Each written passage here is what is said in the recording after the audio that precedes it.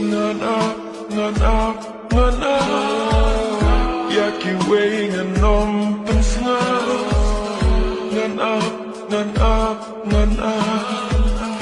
Jinkula jumpi ngana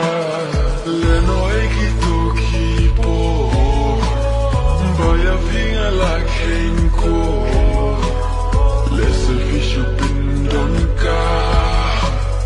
Pikan tuban yai don la Kadur babri don Yang akala sang zebro Bala pano kacing lo